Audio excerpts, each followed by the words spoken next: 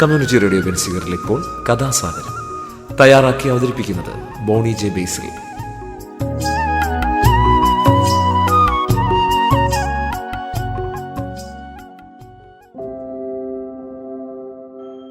നമസ്കാരം പ്രിയ ശ്രോതാക്കളെ, ഞാൻ ബോണിയാണ്.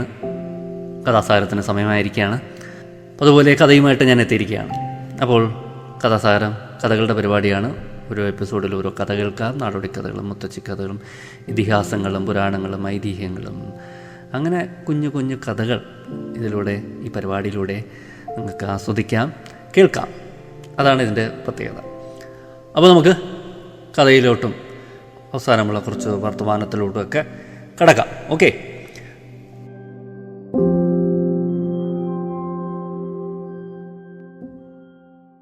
വിശാലമായൊരു പുൽമൈതാനത്തെ താമസക്കാരായിരുന്നു ഒരു വണ്ടും തവളയും കങ്കാരു.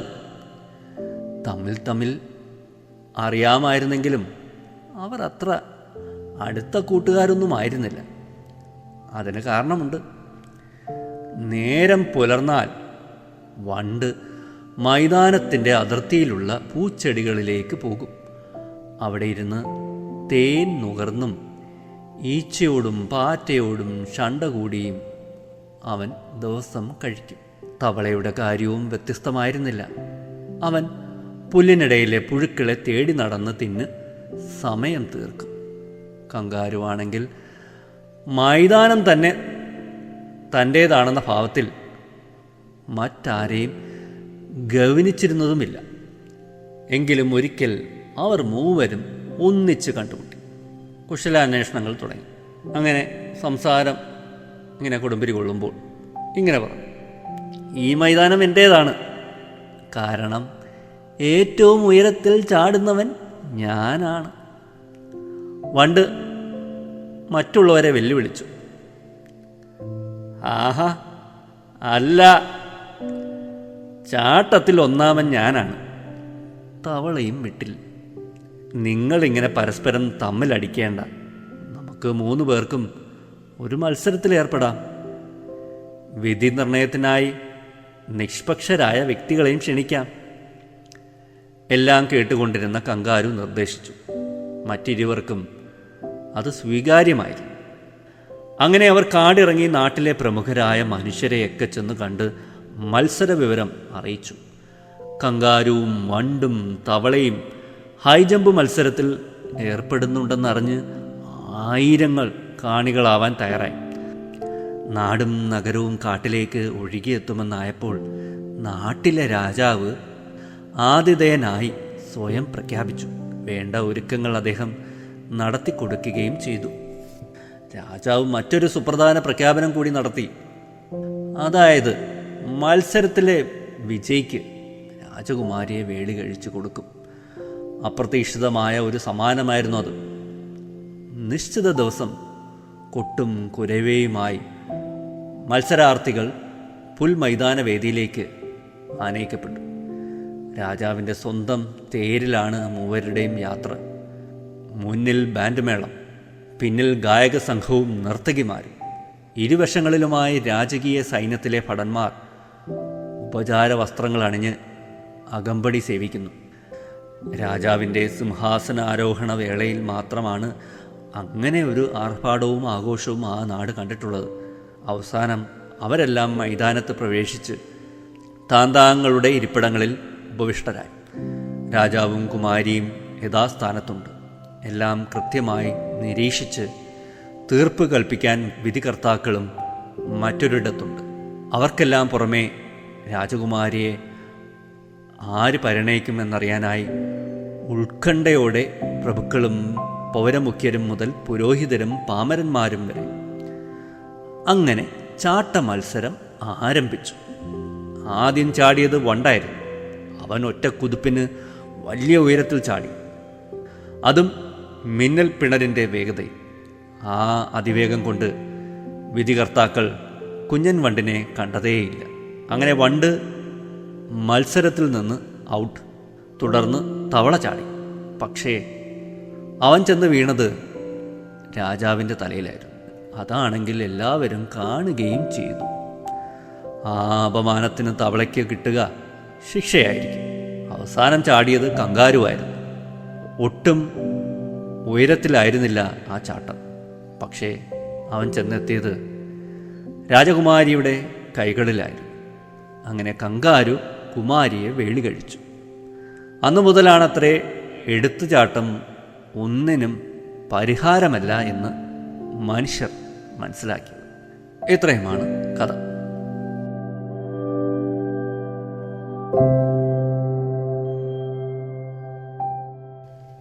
ഒരു മൃഗകഥയാണ്. വളരെ അവിശ്വസനീയമായ കഥയാണ്. എനിക്കറിയാം, വായിച്ചാൽ നമുക്കങ്ങനെ തോന്നും. എന്തായാലും അതിനകത്തൊരു പാഠം ഇങ്ങനെയാണ് അവസാനം പറയുന്നുണ്ട്: എടുത്തുചാട്ടം ഒന്നിനും പരിഹാരമല്ല. കേട്ട പാതി കേൾക്കാത്ത പാതി. നമ്മുടെ വണ്ട് എടുത്തൊരു ചാട്ടം കൊടുത്തു. ആരും കണ്ടതുമില്ല, കുഴപ്പത്തിലാവുകയും ചെയ്തു. തുടർന്ന് തവള ചാടിയപ്പോഴോ ഒരു ലക്ഷ്യബോധമില്ലാതെ എങ്ങോട്ടൊക്കെ അങ്ങ് ചാടി. അത് രാജാവിൻ്റെ തലയിലേക്കായിരുന്നു. ശിക്ഷ ഉറപ്പായി. ക്ലാസിക് മൃഗകഥകൾ എന്ന് പറഞ്ഞ ഒരു മൃഗങ്ങളുടെ കഥകൾ അടങ്ങിയ ഒരു പുസ്തകത്തിൽ നിന്ന് എടുത്ത ഒരു കഥയാണ്.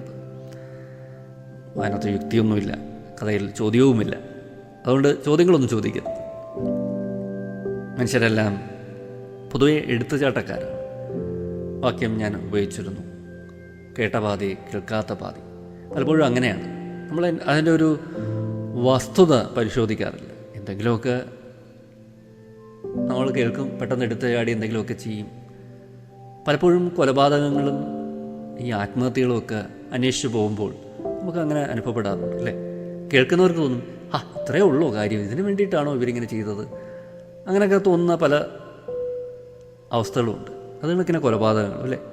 ഒന്ന് സാവകാശം കൊടുത്തിരുന്നെങ്കിൽ, ദീർഘിപ്പിക്കുക എന്നുള്ളൊരു തത്വമുണ്ട്. ഒരു വിഷമഘട്ടം വരുമ്പോൾ ഒരു സമയദൈർഘ്യം കൊടുക്കുക, കുറച്ച് നീട്ടിക്കൊടുക്കുക.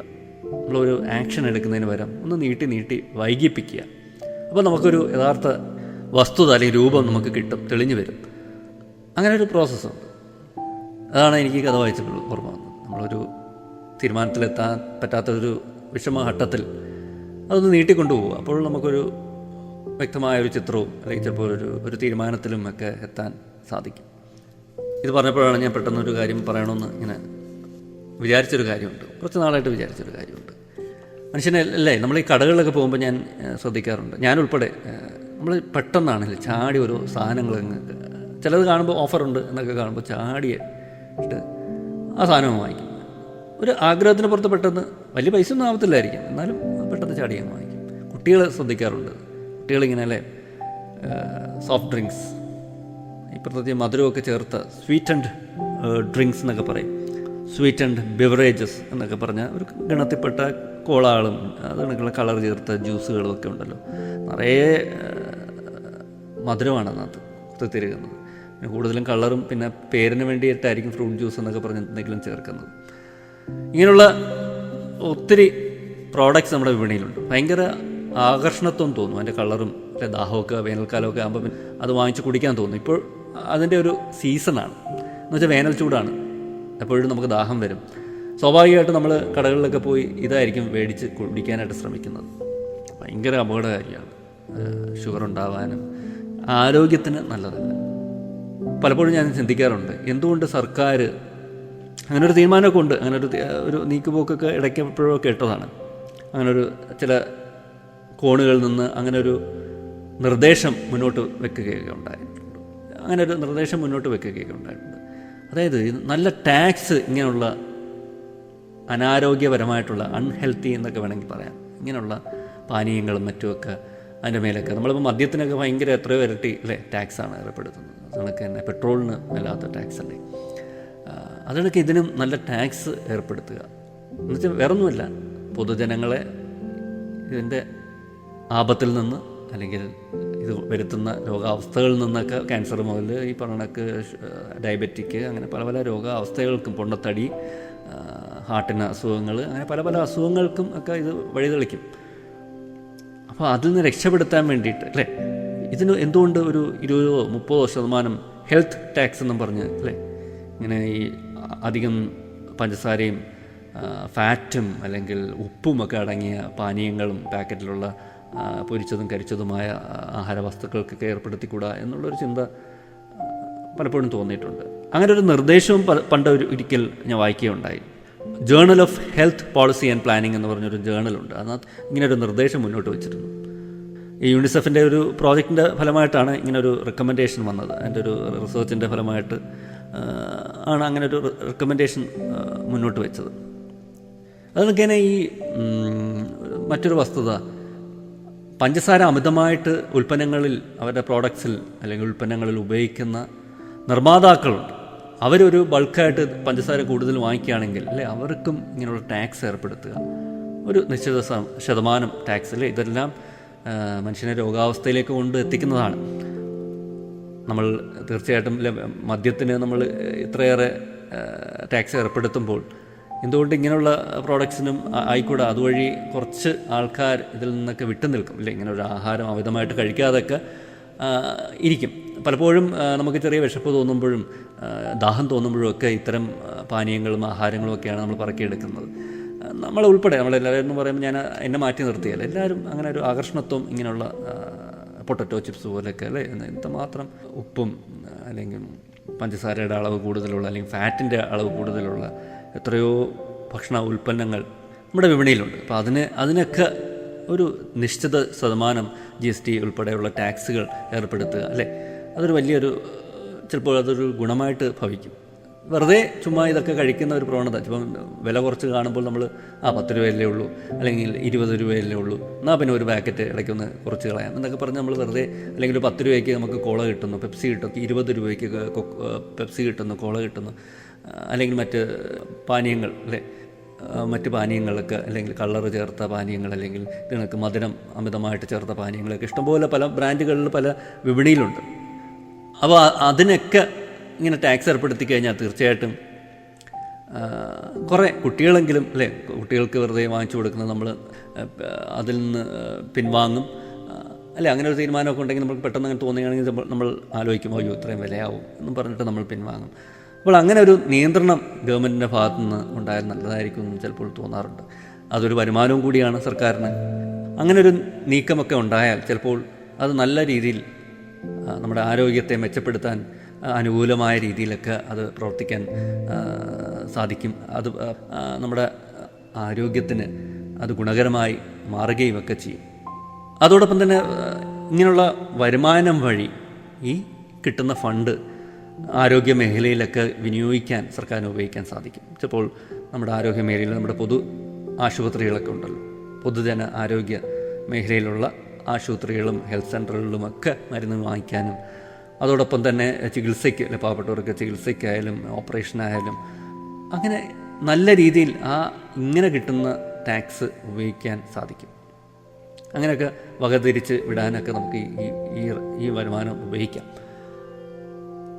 അപ്പോൾ അങ്ങനെ നമുക്ക് ചിന്തിക്കാം അല്ലേ, വരുമാനം അല്ലേ, ആരോഗ്യ മേഖലയിൽ പലപ്പോഴും മരുന്നുകൾ ലഭ്യമല്ല അല്ലേ, ജനങ്ങൾക്ക് ആവശ്യമായിട്ടുള്ള മരുന്നുകൾ ലഭിക്കുന്നില്ല, അല്ലെങ്കിൽ ആവശ്യമായതിൻ്റെ പകുതിയോ അല്ലെങ്കിൽ പകുതിയിൽ താഴെ മരുന്നുകളാണ് പൊതു ആരോഗ്യരംഗത്തേക്ക് നമ്മൾ വാങ്ങിച്ച് നൽകുന്നത്, അല്ലെങ്കിൽ ബഡ്ജറ്റ് അലോക്കേഷൻ അത്രയേ ഉള്ളൂ, അതിനുള്ള ഫണ്ടേ ഉള്ളൂ.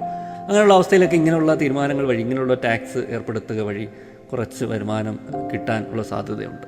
അപ്പോൾ അങ്ങനെയൊക്കെ ഉള്ള കാര്യങ്ങൾ നടപ്പിലാക്കിയാൽ സാധാരണക്കാർക്ക് അല്ലേ, അവർക്ക് കുറച്ച് മെച്ചപ്പെട്ട ചികിത്സയും മെച്ചപ്പെട്ട മരുന്നുകളും അങ്ങനെ ഗുണപരമായിട്ട് അത് ഭവിക്കുകയൊക്കെ ചെയ്യും. ഇത്രയും പറഞ്ഞുകൊണ്ട് ഇന്നത്തെ കഥാസാഗരം ഞാനിവിടെ അവസാനിപ്പിക്കുകയാണ്. അപ്പോൾ എല്ലാവരും ക്ഷമയോടെ ഞാൻ പറഞ്ഞ കാര്യങ്ങളും കഥയും ഒക്കെ കേട്ടതിന് നന്ദി പറയുകയാണ്. എല്ലാവർക്കും നന്ദി, നമസ്കാരം. Signing off, Boney.